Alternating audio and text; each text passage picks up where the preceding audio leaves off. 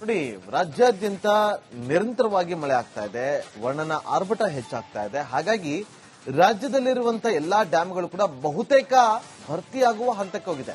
ಇನ್ನು ಮೇ ತಿಂಗಳಲ್ಲೇ 100 ಅಡಿ ಭರ್ತಿಯಾದಂತಹ ಕನ್ನಂಬಾಡಿ ಕಟ್ಟೆ, ಮಂಡ್ಯದಲ್ಲಿರುವಂತಹ ಕನ್ನಂಬಾಡಿ ಕಟ್ಟೆ, 100 ಅಡಿ ತುಂಬಿದಂತ ಹಳೆ ಮೈಸೂರು ಭಾಗದ ಜೀವನಾಡಿ, ಇನ್ನು ಉಳಿದ 11-15 ಅಡಿ ಮಾತ್ರ ಬಾಕಿ ಇರುವಂತದ್ದು.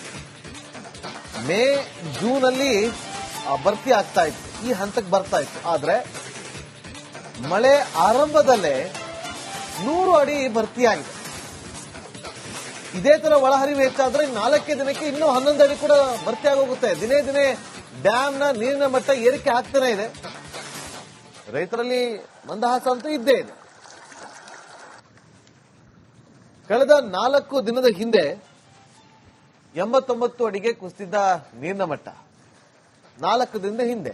ಈಗ ಅದೇ 4 ದಿನದಲ್ಲಿ ಮಳೆ ಹೆಚ್ಚಾಗಿ 100 ಅಡಿಗೆ ಬಂದಿದೆ. ನೋಡಿ, ಕನ್ನಂಬಾಡಿ ಜಲಾಶಯ ಭರ್ತಿ ಆಗ್ತಾ ಇದೆ, 100 ಅಡಿಗೆ ಭರ್ತಿಯಾಗಿದೆ. ನಿಮ್ಗೆ ಇಲ್ಲಿ ನೀರು ಭರ್ತಿ ಆಗಬೇಕು ಅಂತಂದ್ರೆ ಮಡಿಕೇರಿ ಆ ಭಾಗದಲ್ಲಿ ಮಳೆ ಹೆಚ್ಚಾಗಿ ಬರಬೇಕು, ಅಲ್ಲಿಂದ ನೀರು ಹರ್ಕೊಂಡು ಬರುತ್ತೆ. ಇಲ್ಲಿ ಇದನ್ನ ಸಾರ್ವಜನಿಕರ ಹಿತದೃಷ್ಟಿ ಮತ್ತು ರೈತರ ಹಿತದೃಷ್ಟಿಯಿಂದ ಅಂತೆಲ್ಲ ನಿಮಗೆ ಅಲ್ಲಿ ಫ್ಲೆಕ್ಸ್ ಗಳನ್ನ ಹಾಕಿರೋದನ್ನ ಕೂಡ ಗಮನಿಸಿದ್ವಿ.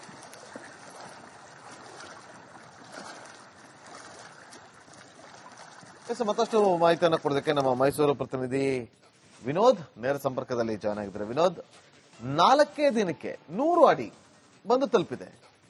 ಇನ್ನು ಉಳಿದವರಂತದ್ದು 124.80 ಅಡಿ ಅಲ್ವಾ? ಇದೇ ತರ ಒಳಹರಿವು ಇದ್ರೆ ಇನ್ನೊಂದು 5-6 ದಿನಕ್ಕೆ ಭರ್ತಿ ಆಗೋಗುತ್ತೆ. ರೈತರು ಸಂತಸವಾಗೇ ಇದ್ದಾರೆ. ಇದರಿಂದ ಏನಾದ್ರು ಸಮಸ್ಯೆ ಆಗುತ್ತಾ? ಆರಂಭದಲ್ಲೇ ಈ ತರ ಭರ್ತಿ ಆಗಿರೋದು ವಿನೋದ್?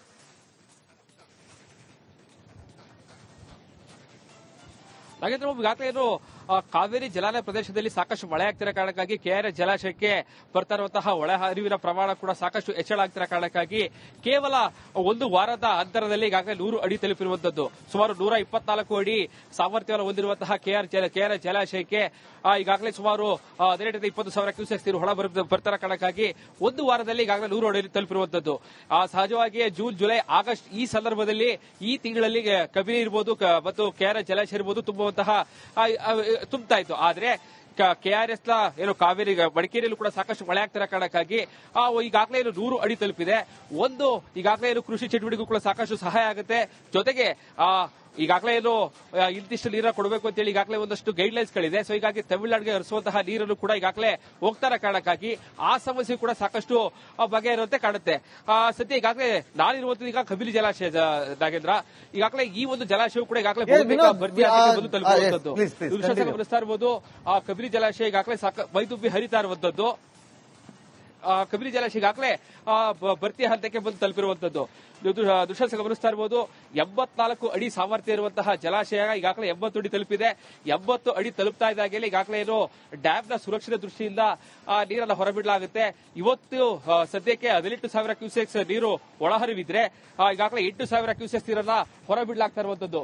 ಸುಮಾರು 19.5 ಟಿಎಂಸಿ ನೀರಿನ ಸಾಮರ್ಥ್ಯವನ್ನು ಹೊಂದಿರುವಂತಹ ಕಬಿನಿ ಜಲಾಶಯದಲ್ಲಿ ಈಗಾಗಲೇ 4 ಕ್ರಸ್ಟ್ ಗೇಟ್ಗಳ ಮೂಲಕವಾಗಿ 8,000 ಕ್ಯೂಸೆಕ್ಸ್ ನೀರನ್ನ ಹೊರಬಿಡಲಾಗ್ತಾ ಇದೆ. ಈಗಾಗಲೇ ಏನೋ ಕಬಿನಿ ಜಲಾಶಯದಿಂದ ಚಾಮರಾಜನಗರಕ್ಕೂ ಕೂಡ ನೀರನ್ನು ಪೂರೈಕೆ ಮಾಡಲಾಗುತ್ತೆ.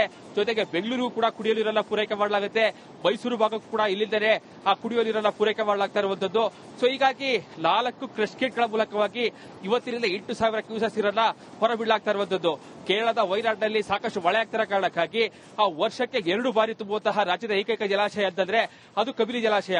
ಸೊ ಹೀಗಾಗಿ ಎಲ್ಲೋ ಒಂದು ಕಡೆ ಈ ಬಾರಿ ಮಳೆ ಕಡಿಮೆ ಆಗುತ್ತಾ ಅಥವಾ ಮಳೆ ಹೆಚ್ಚಾದ್ರೂ ಕೂಡ ಸಾಕಷ್ಟು ತೊಂದರೆ ಆಗುತ್ತೆ ಅಂತ ಹೇಳಿ ಅಂದ್ರೆ ಈಗಾಗಲೇ ಇವತ್ತಿಗೆ ಮೇ 31ಕ್ಕೆ 8,000 ಕ್ಯೂಸೆಕ್ಸ್ ನೀರು ಹೊರಬಿಡಲಾಗ್ತಾ ಇದೆ. ಕೇರಳದಲ್ಲಿ ಮತ್ತಷ್ಟು ಮಳೆ ಹೆಚ್ಚಾದಲ್ಲಿ ಸುಮಾರು 20,000-30,000 ಕ್ಯೂಸೆಕ್ಸ್ ನೀರನ್ನ ಹೊರಬಿಡಲಾಗುತ್ತೆ. ಈ ಸಂದರ್ಭದಲ್ಲೂ ಕೂಡ ಕಾವೇರಿ ಕೊಳ್ಳದ ಪ್ರದೇಶಗಳಿದೆ, ಆ ಒಂದು ಪ್ರದೇಶಗಳಲ್ಲೂ ಕೂಡ ಪ್ರವಾಹದ ಭೀತಿ ಎದುರಾಗುತ್ತೆ. ಆಗ ಸಾಕಷ್ಟು ಒಂದಷ್ಟು ಅನಾಹುತಗಳು ಸಂಭವಿಸುತ್ತೆ. ಸದ್ಯಕ್ಕೆ ಯಾವುದೇ ರೀತಿಯಾದಂತಹ ತೊಂದರೆ ಆಗದಿದ್ರೂ ಕೂಡ ಕೇರಳದಲ್ಲೂ ಕೂಡ ಮತ್ತಷ್ಟು ಮಳೆಯಾಗುವಂತಹ ಸಾಧ್ಯತೆ ಇರೋ ಕಾರಣಕ್ಕಾಗಿ ಈಗಾಗಲೇ ಮೇ ಅಂತ್ಯ ಇದು, ಜೂನ್, ಜುಲೈ, ಆಗಸ್ಟ್ ಈ 3 ತಿಂಗಳಲ್ಲೂ ಕೂಡ ಮಳೆ ಆಗುತ್ತೆ. ಸೊ ಹೀಗಾಗಿ ಈ ಬಾರಿ ಅಗತ್ಯದಲ್ಲೂ ಕೂಡ ಹೆಚ್ಚು ಮಳೆ ಆಗೋ ಕಾರಣಕ್ಕಾಗಿ ಒಂದಷ್ಟು ಏನೋ ರೈತರು ಕೂಡ ಖುಷಿ ತಂದ್ರು ಕೂಡ ಅತಿ ಹೆಚ್ಚು ಮಳೆ ಆದ್ರೂ ಕೂಡ ಸಾಕಷ್ಟು ಅನಾಹುತಗಳಾಗುತ್ತೆ, ಒಂದಷ್ಟು ಬೆಳೆ ಹಾನಿಗಳಾಗುತ್ತೆ. ಸೊ ಹೀಗಾಗಿ ಮಳೆ ಹೆಚ್ಚಾದ್ರೂ ಕಷ್ಟ, ಮಳೆ ಕಡಿಮೆ ಆದ್ರೂ ಕಷ್ಟ.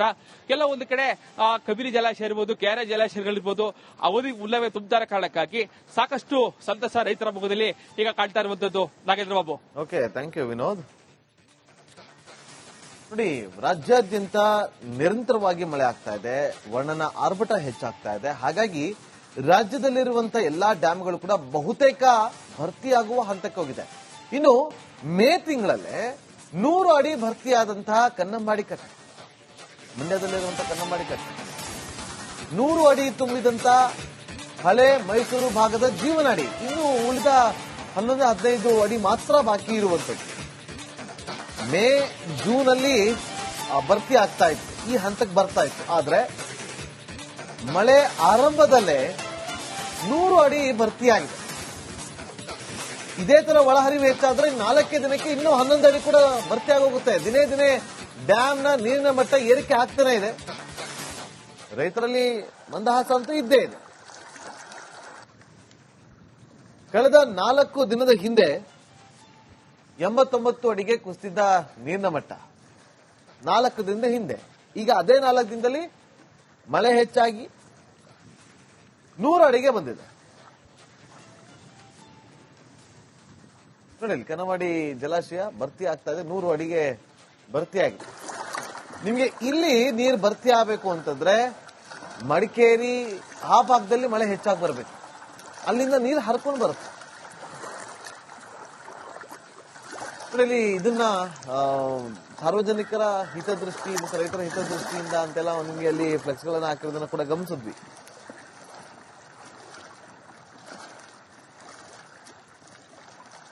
ಮತ್ತಷ್ಟು ಮಾಹಿತಿಯನ್ನು ಕೊಡೋದಕ್ಕೆ ನಮ್ಮ ಮೈಸೂರು ಪ್ರತಿನಿಧಿ ವಿನೋದ್ ನೇರ ಸಂಪರ್ಕದಲ್ಲಿ ಜಾಯ್ನ್ ಆಗಿದ್ದಾರೆ. ವಿನೋದ್, 4 ದಿನಕ್ಕೆ 100 ಅಡಿ ಬಂದು ತಲುಪಿದೆ. ಇನ್ನು ಉಳಿದವರಂತದ್ದು 124.80 ಅಡಿ ಅಲ್ವಾ? ಇದೇ ತರ ಒಳಹರಿವು ಇದ್ರೆ ಇನ್ನೊಂದು 5-6 ದಿನಕ್ಕೆ ಭರ್ತಿ ಆಗೋಗುತ್ತೆ. ರೈತರು ಸಂತಸವಾಗೇ ಇದ್ದಾರೆ. ಇದರಿಂದ ಏನಾದ್ರು ಸಮಸ್ಯೆ ಆಗುತ್ತಾ? ಆರಂಭದಲ್ಲೇ ಈ ತರ ಭರ್ತಿ ಆಗಿರೋದು ವಿನೋದ್?